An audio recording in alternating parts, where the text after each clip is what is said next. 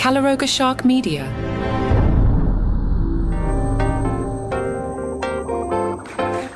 Hey there, I'm Johnny Mac with your daily comedy news. Joe Coy, he's working on his 6th Netflix special, and he's going to get a vinyl version of it from Netflix. That'll probably be one of those where they make like 12 copies, sell them in the cool record store in Portland, and then pretend it's an album and submit it for a Grammy. Joe Coy said he loves vinyl, his son loves vinyl, and Joe Coy collected Eddie Murphy albums when he was a kid. Now, come on, you didn't collect Eddie Murphy albums. There were what, 2? That's not a collection. I bought 2 Eddie Murphy albums. Anyway, Joe Coy said, this one could be a lot of fun. I'm a lot older, and my son's a lot older now. He's on the road with me now, so there's that to talk about. It's a new chapter.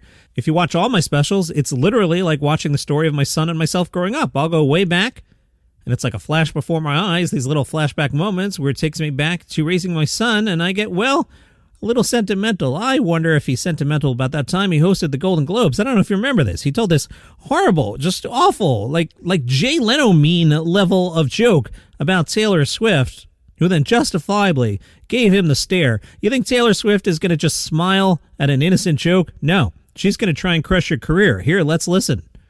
The big difference between the Golden Globes and the NFL, on the Golden Globes, we have fewer camera shots of Taylor Swift. Sebastian Maniscalco likes comparing stand-up to music. He says, I feel like there's a music element to stand-up in the sense that it has a rhythm, pacing, and cadence. Whether you go higher with your voice or go lower to bring the audience in, that's very smart, Sebastian. With my act, there's also a physicality that's infused into the material. I'm not just standing there behind a microphone telling jokes. That movement I compare to dance. It's almost like you're dancing to your words. Sebastian wants you to leave his show talking about what you saw, not just the performance, but the production value of it. He explains, you're charging a high ticket price. You don't want to have somebody walk in and see you performing on the stage that the arena gave you. I designed the stage for the It Ain't Right tour as a triangle because when I was out in the round, I felt like I was walking in circles. With the triangle, I have 3 points to go to. Also very smart. I like to get involved with the nuts and bolts of the production, the lighting. The steps to the stage light up when I step on them. I came out on a Vespa.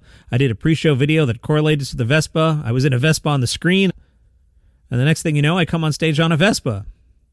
They're going to leave hopefully talking about how much they laughed and not about how beautiful the lighting rig was, but it enhances the experience.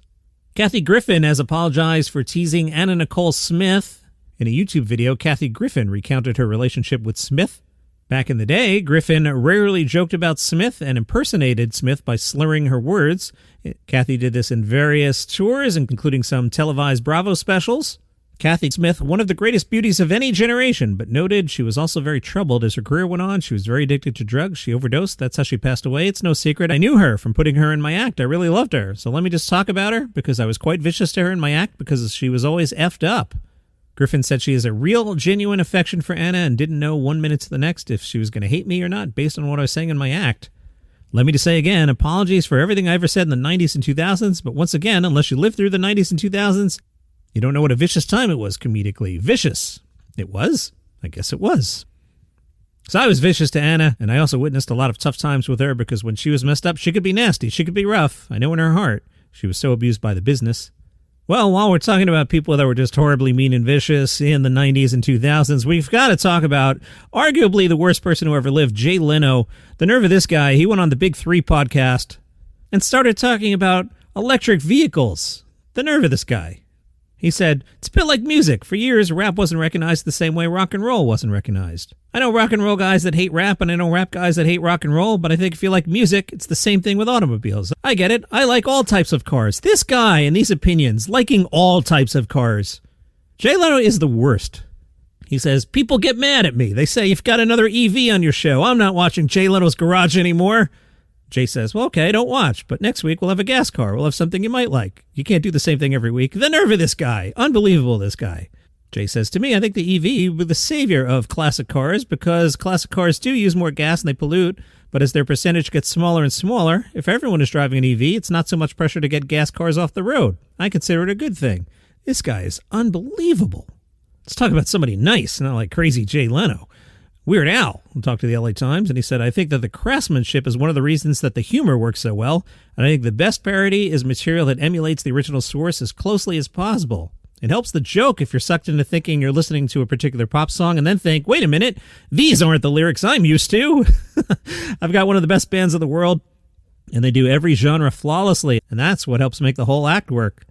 The core band has been together for over 40 years, and we're kind of telepathic in the way we communicate now, so we're a lot better than we were back in the day. Bill Engvall, back on the road, admitted to being a little rusty. And a friend said, well, it's like riding a bike. Bill says, yeah, but you got to remember if it's the front brake or the back brake. You pick the wrong one, you're going over the handlebars. Bill talked about the success of the Blue Collar Tour and explains it was one of those perfect storm things. We appealed to this faction of people all over the country, good old Americans, from plumbers to doctors to authors. We were clean, which was a big deal for a lot of people. Nate Bargatze sure learned that lesson. Jeff Ross, why did you take your show to Broadway? Jeff said, and this is smart, if you don't surprise your audience at this stage of the game, I think you kind of fade away. I've seen this happen to funny people. They go, this works, let me keep doing this because it pays the bills. I always kept my overhead down. Part of that is not having a kids and wife. I live the life of a bachelor. Then I can do what I want creatively. It gives me some freedom. I'm not responsible for anyone but myself and my dogs. I go, let me take a creative swing here. Instead of going on the road and touring like a regular stand-up act, I can invest in something that's more creative fulfilling at this point, especially after a near-death experience. Jeff talked about changing his surname from Lifschultz to Ross. Why? Jeff Ross explains, it was early in my career. I was coming out of the open mic scene. I got booked on Star Search. Ed McMahon was hosting. He kept introducing me, saying, this week's challenger, Jeff Lipschitz. And then the next episode was Jeff Lipshot. He couldn't get it right. I was flying home. I thought maybe my name is too complicated. I didn't have confidence, so when they screwed it up my performance. I spent the first 25 years of my life correcting people, every teacher, every employer, every date. How do you spell it? How do you say it? So I went with my middle name, Ross, named after my great-grandma Rose. Jeff was asked if he felt like he was losing his family identity. This is very interesting. His answer, no, it was a little weird. But my grandfather was a band leader, and he went from Lifschultz to Larson many decades before. He was gone already, so I didn't get to talk to him about it. But I'd gone to film school. I studied advertising design. I was like, I don't think Lifschultz is going to work as a calling card, as a marquee. Nowadays, people are more open to that kind of stuff, but at the time, I'd been teased about my name as a kid so much that I was like, why am I giving people this? Let me make it simple. Veer Oz is gearing up for a residency at New York City's Lincoln Center. Wow, his new show, Hey Stranger, will be part of their comedy series. Veer says it's never happened before for someone where I came from, and it's quite a prestigious room, so I'm worried about writing the show. He told Variety, really? All I'm thinking about is the jokes. I remember day one of the trial shows, they were like, yeah, it's funny. And usually that's all a comedian needs to hear is, yeah, it's funny. But is it West End? Is it Broadway? And there's a journey from funny to there. And I'm trying to make that journey. Can I write a show that truly takes Indian comedy to anybody in the world? Like really anyone in the world? People you've never met before and are never going to meet again, have nothing to lose and can tell you the truth in a way that people you know can't anymore? And I've had this strange life that's been deeply impacted by strangers. I've seen more of the world than anybody I've ever met. So the show really is a stranger comes to town, and wherever you were from in the world, you could come and see the stranger. I think that's the show. Hey Stranger, Lincoln Center, October 29th through the 9th. And that's your comedy news on it's the summer Saturday. The forecast was pretty good. Hopefully I'm at the beach right now as you're listening to this. Tomorrow, football. Can't wait. Rooting against the Jets. Finding out if my 49ers are any good or not, I have no idea. And you know that guy Scott that listens to the show? He messed up. He invited me to his football pool. He thinks I'm some goofy guy recording a podcast in the basement. He has no idea what he's in for as I take his money in the weekly football pool. Keep you updated on that. See you tomorrow.